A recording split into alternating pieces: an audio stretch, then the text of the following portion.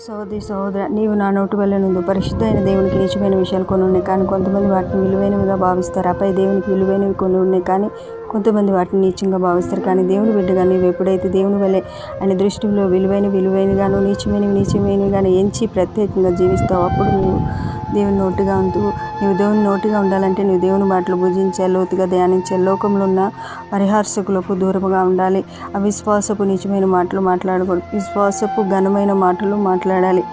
లోకంలో నిన్ను ప్రభావితం చేయనివ్వకూడదు. మంచితనముతో కూడిన ప్రశస్తమైన మాటలు మాట్లాడినలా నీవు దేవుని నోటి వల్లే ముందు.